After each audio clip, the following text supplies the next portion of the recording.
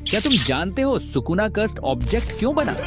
ज्यादातर लोग मानते हैं कि रयोमेन सुकुना जन्म से ही एक मॉन्स्टर था, लेकिन यह पूरी तरह सच नहीं है। असल में यह एक बहुत सोचा समझा हुआ डिसीजन था। हेयन एरा को जुजुत्सु का गोल्डन एरा कहा जाता है। इसी समय सुकुना एक ह्यूमन सोर्सर था। वह कोई कर्स्ड स्पिरिट नहीं था, वह एक 4 आर्म्स और 2 फेस वाला इंसान था। उसकी कर्स्ड एनर्जी इतनी खतरनाक थी कि उसे किंग ऑफ कर्सेस कहा गया, लेकिन यह टाइटल उसे कर्स्ड स्पिरिट होने की वजह से नहीं मिला, यह उसकी एब्सोल्यूट डोमिनेंस की वजह से मिला।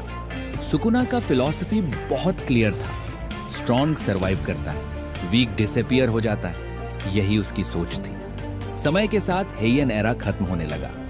सुकुना समझ चुका था कि उसका फिजिकल बॉडी हमेशा नहीं टिकेगा, लेकिन उसकी एम्बिशन कभी खत्म नहीं होने वाली थी। यहीं पर केनाजाकू एंटर करता है, एक एंशिएंट सॉर्सर जिसे सोल और कर्स टेक्निक की डीप अंडरस्टैंडिंग थी। केनाजाकू के पास एक मेथड था जिससे वह ह्यूमन सोल को कर्स्ड ऑब्जेक्ट में कन्वर्ट कर सकता था। यह वही प्रोसेस था जो बाद में कूलिंग गेम के लिए यूज होने वाला था। आमतौर पर यह रिचुअल केनाजाकू खुद करता था, लेकिन सुकुना नॉर्मल सॉर्सर नहीं था।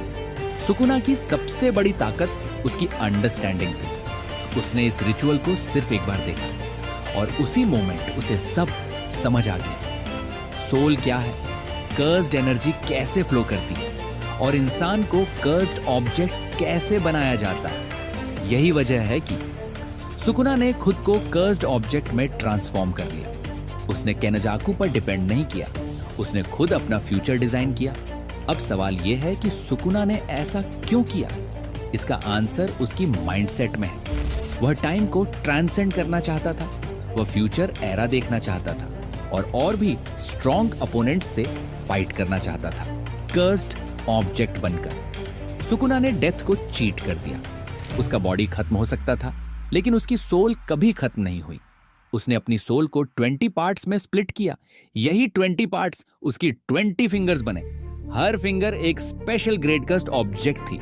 इन फिंगर्स को डिस्ट्रॉय नहीं किया जा सकता, क्योंकि ये एक बाइंडिंग वो की वजह से हुआ। इस वो के बदले सुकुना की सोल वर्ल्ड से कट ऑफ हो गई, लेकिन ऑब्जेक्ट इंडेस्ट्रक्टिबल बन गया। यहां तक कि गोजो सातोरू की हॉलो पर्पल भी इन्हें पूरी तरह एरेज नहीं कर सकी। कई लोग सोचते हैं कि कहानी यहीं खत्म हो जाती है, लेकिन असली हॉरर इसके बाद शुरू होता है। सुकुना का ओरिजिनल बॉडी पूरी तरह गायब नहीं हुआ था। उसका ममीफाइड बॉडी अब भी एग्जिस्ट करता था और उसमें भी मासिव कर्स्ड एनर्जी थी।